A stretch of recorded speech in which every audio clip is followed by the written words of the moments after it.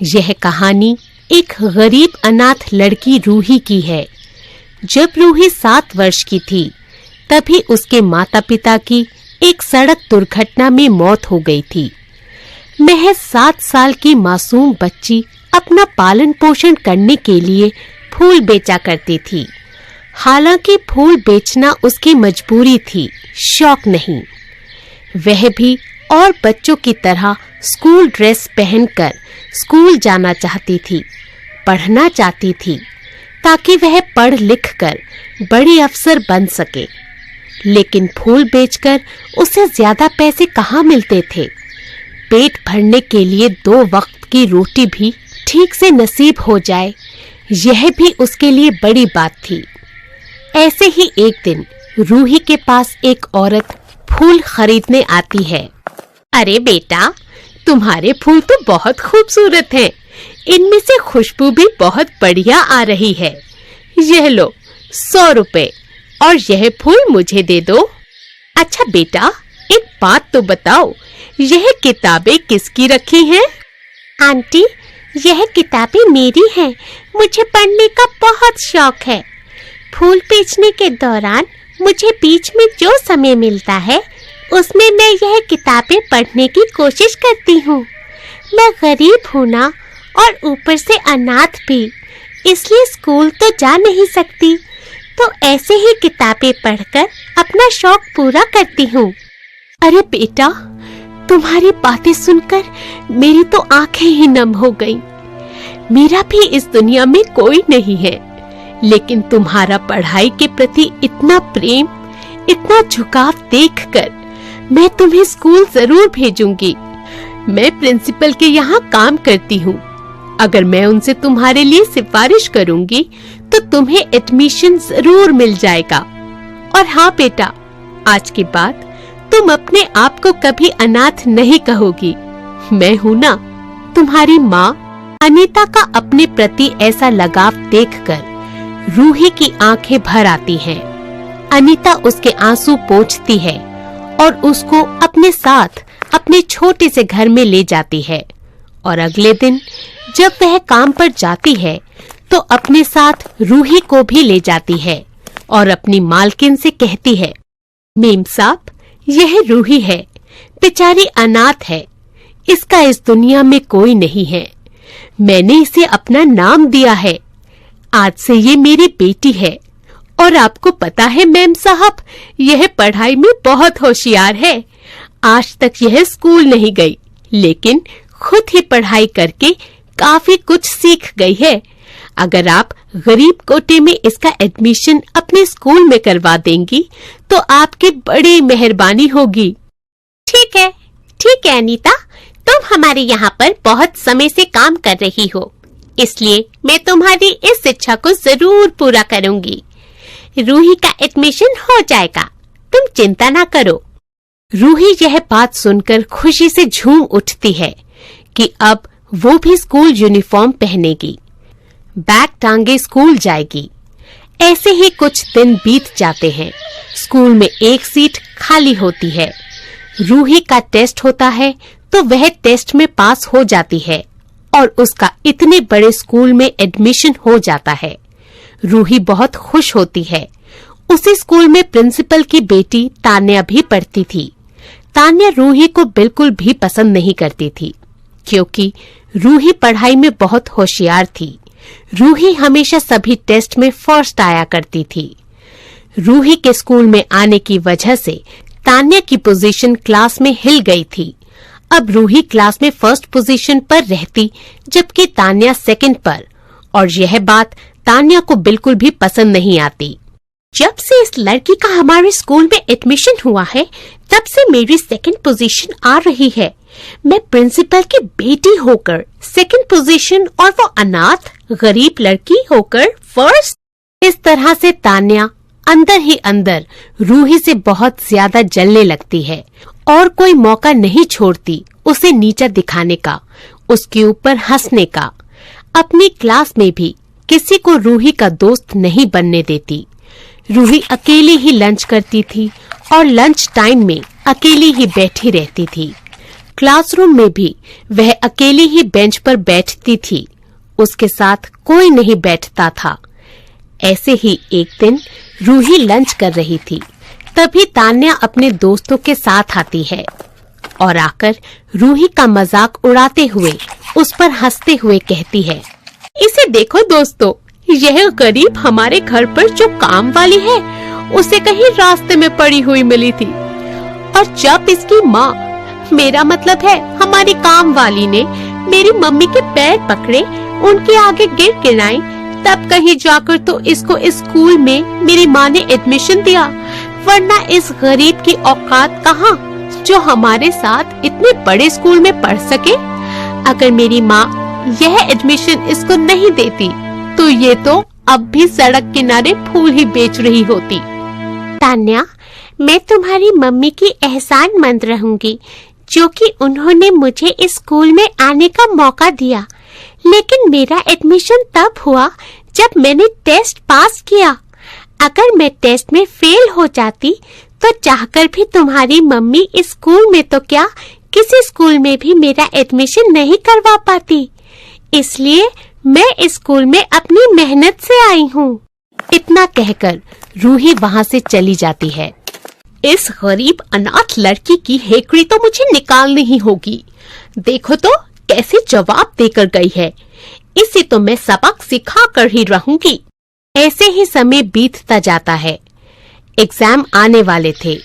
रूही जिस तरह से सभी टेस्ट में फर्स्ट आया करती थी, उसी तरह वह एग्जाम में भी फर्स्ट आना चाहती थी, और इसके लिए वह रात दिन मेहनत करती है।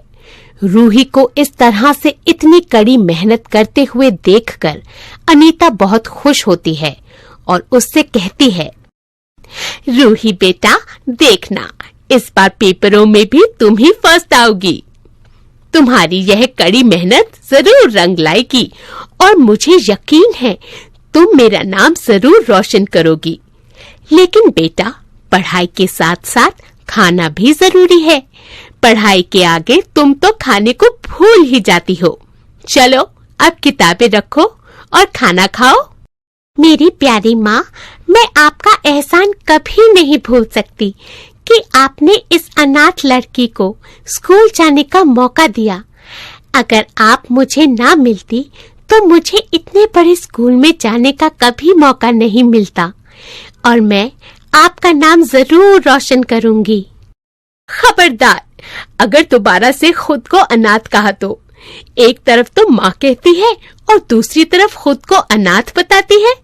और मैंने तुम्हारे ऊपर कोई एहसान नहीं किया, यह तो तुम्हारी मेहनत है जिसका तुम्हें परिणाम मिल रहा है। अच्छा चलो, बहुत बात हो गई, खाना खा लो। अनीता के कहने पर रूही खाना खा लेती है और खाना खाकर दोबारा से पढ़ाई करने लगती है। जहाँ रूही दिन रात पढ़ाई कर रही थी, वहीं दूसरी तरफ तान्या रूही को स्कूल से निकालने का प्लान बना रही थी। और ऐसे ही सोचते सोचते उसके दिमाग में एक प्लान आता है और वह अपने मन में सोचते हुए कहती है, अरे वाह तान्या, क्या दिमाग पाया है। अगर ये आइडिया काम कर गया तो फिर तो उस अनाथ का हमारे स्कूल से पता ही कट जाएगा। कुछ दिन बाद एग्जाम आ जाते हैं। सभी बच्चे हॉल में बैठकर एग्जाम दे रहे थे। टीचर सभी बच्चों पर नजर रख रही थी। रूही का सारा ध्यान अपने पेपर पर था, पर तान्या टीचर की नजर से छुपकर रूही की सीट के नीचे सारी चिट डाल देती है। कुछ समय बाद टीचर की नजर उन पर जाती है और वह रूही से कहती है, रूही, खड़े हो जाओ। यह क्या, तुम अपने साथ इतने सारे चीटिंग लेकर आई हो? तभी तो मैं सोचूं कि इतनी जल्दी जल्दी पेपर तुम कैसे कर रही हो। नहीं मैडम, आपको कोई गलतफहमी हुई है। मैंने कोई चीटिंग नहीं की। यह सब तो मुझे याद था, तभी मैंने पेपर में लिखा। मुझे नहीं पता यह चिट मेरी ड्रेस के नीचे कहाँ से आई।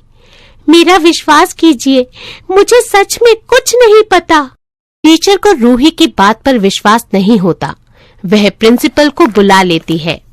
अनीता भी आ जाती है और प्रिंसिपल अनीता से कहती है, अनीता, मैंने तुम्हारे कहने पर इस अनाथ को इतने बड़े स्कूल में एडमिशन तो दे दिया है, लेकिन देखो यह तुम्हारा किस तरह से नाम रोशन कर रही है। इसने तो तुम्हारे साथ साथ हमारे पूरे स्कूल का नाम भी खराब कर दिया। तान्या यह सब देखकर बहुत खुश हो रही थी। वह जैसा चाहती थी वैसा हो गया था। तभी अनीता रूही का हाथ पकड़कर उसे अपने साथ घर ले जाती है। फिर जब सरोज और तान्या अपने घर पहुंचते हैं तो अनीता उसके घर जाकर उससे कहती है, मेम साहब, मुझे पता है कि मेरी बेटी रूही ने कोई चीटिंग नहीं की है। अरे ये बेचारी तो दिन रात पढ़ाई करती थी। वो तो तान्या बेबी रूही से जलती है, इसलिए उसने उसे फंसाने के लिए यह सब किया।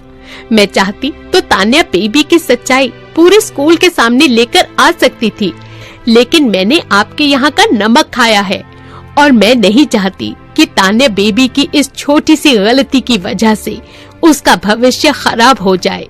तभी प्रिंसिपल सरोज अपनी बेटी तान्या से कहती है, तान्या, मुझे पता है कि तुमने जानबूझकर रूही को फंसाने के लिए यह सब किया है। अनीता ने मुझे सब पहले ही बता दिया था। वह जब तुम्हारे कमरे की सफाई करने गई थी तभी उसने तुम्हें वो चिट बनाते हुए देख लिया था। विद्या तो एक ऐसी चीज है बेटा जो कोई किसी से नहीं छीन सकता। तुम्हें तो रूही का साथ देना चाहिए कि कैसे एक गरीब अनाथ लड़की दिन रात मेहनत करके हमारे स्कूल का नाम रोशन कर रही है। वो तो तुम अनीता का बड़प्पन समझो कि उन्हें सब कुछ पता होते हुए भी स्कूल में सबके सामने उन्होंने कुछ नहीं कहा, ताकि तुम्हारी और तुम्हारी माँ की सबके सामने इंसल्ट ना हो। चलो अब जल्दी से रूही से माफी मांग लो। फिर तान्या रूही से माफी मांगते हुए कहती है, मुझे माफ कर दो रूही, आज के बाद हम दोनों फ्रेंड्स बनकर रहेंगे। रूही का दिल बहुत बड़ा होता है। वह तान्या को माफ कर देती है। अब रूही और तान्या दोनों बहुत अच्छी दोस्त बन जाती हैं और दोनों एक साथ पढ़ाई करती हैं और स्कूल का नाम रोशन करती हैं। इस तरह एक अनाथ लड़की अपनी मेहनत व लगन से एक दिन अफसर बन जाती है और अपनी माँ के साथ खुशी खुशी जीवन बिताती है। समुद्र के किनारे आदित्य नाम का एक लड़का उदास मन से रेत के घर बनाता और तोड़ देता, फिर बनाता, फिर तोड़ देता। उसे ऐसा करते देख महेश नाम का एक आदमी बोला, हे लड़के, यहाँ से हट जा, हमें यहाँ पर पार्टी की तैयारी करनी है, जल्दी हट। पार्टी? किसकी पार्टी है अंकल? मैक झुनझुनवाला की पार्टी है। गोवा शहर के बहुत बड़े बिजनेसमैन हैं। उनकी पार्टियां तो बहुत शानदार होती हैं। फिर तो बहुत मजा आता होगा ना अंकल? बहुत बड़ी और अच्छी पार्टी होती होगी ना इतने अमीर लोगों की। मैंने तो कभी ऐसी पार्टी नहीं देखी। क्या मैं भी आपके साथ यह पार्टी देख सकता हूँ? ये बेचारा कोई बेसहारा मालूम पड़ता है। मैं इसे अपने पास ही रख लेता हूँ। मेरी मदद भी हो जाएगी और ये पार्टी का जश्न भी देख लेगा। देख लड़के, ये हो सकता है कि मैं तुझे ये पार्टी देखने की इजाजत दे दूं, पर मेरी एक शर्त है। बदले में तू सारे झूठे बर्तन साफ करेगा और पूरी पार्टी खत्म होने के बाद झूठे बर्तन और क्रॉकरी उठाकर लाने की जिम्मेदारी तेरी होगी। ठीक है अंकल, मुझे मंजूर है, मैं सारा काम कर दूंगा। वही खड़ा आदित्य सारी सजावट देख रहा होता है। वह देखता है एक समुद्र के किनारे पर छोटी छोटी सुंदर सी सजावट वाली टेंट तैयार हो रहे हैं। रात के वक्त वहाँ लोग अपने अपने परिवारों के साथ आना शुरू हो गए हैं। सबने नए नए कपड़े पहने हैं। लाइट्स, रोशनी, संगीत, खाना पीना, डांस, शोरगुल में सब मस्ती कर रहे हैं। ये देखकर आदित्य सोचता है, सब लोग कितने सुंदर लग रहे हैं। सबने नए नए कपड़े पहने हैं। अगर ये सब नए कपड़े पहन सकते हैं तो मैं क्यों नहीं पहन सकता?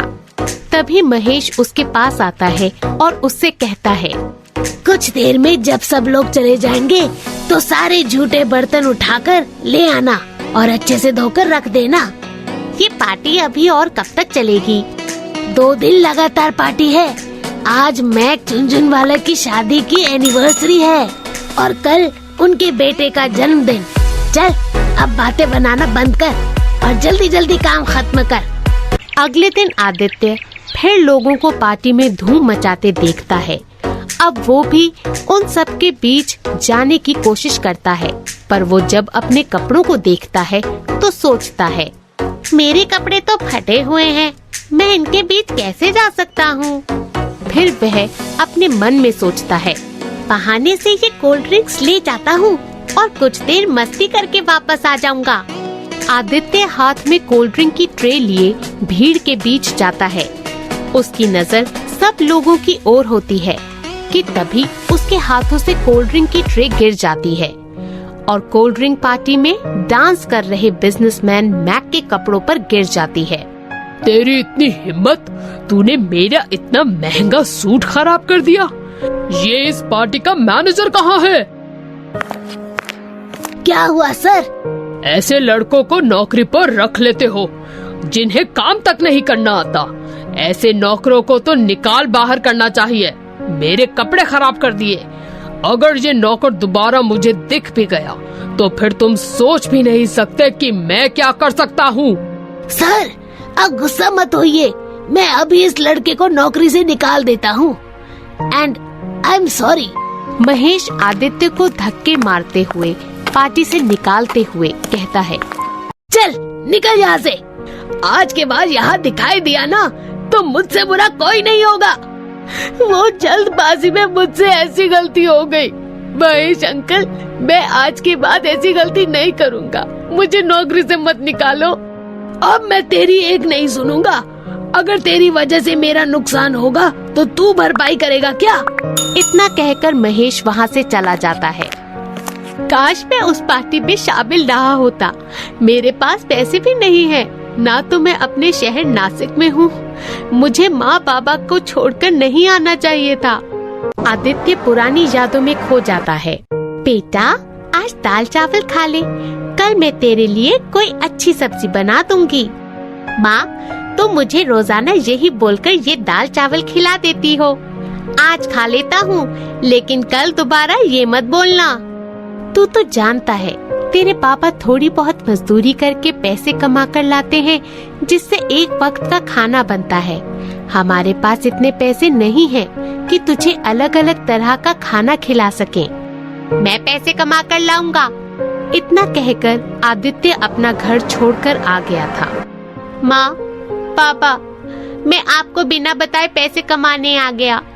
मैंने सोचा था ये नौकरी मिल गई है, अब पैसे जुट जाएंगे, लेकिन मुझसे गलती होने के बाद ये नौकरी भी मेरे हाथ से चली गई और मैं आप लोगों से किया हुआ वादा नहीं निभा पाया। तभी आदित्य को किसी के चिल्लाने की आवाज आती है।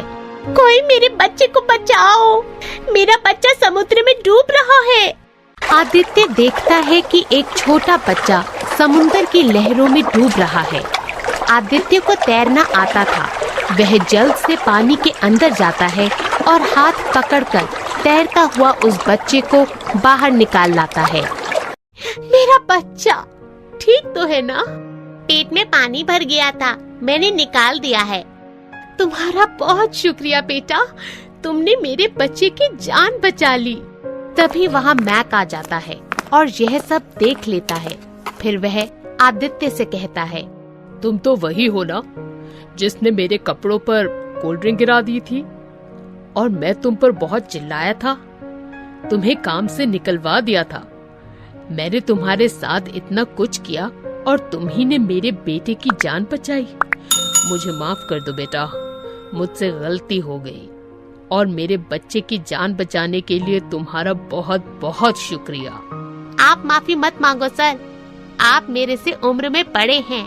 इसके बाद मैक मैनेजर के पास जाता है और उससे कहता है, आदित्य की नौकरी मेरी वजह से छूटी थी।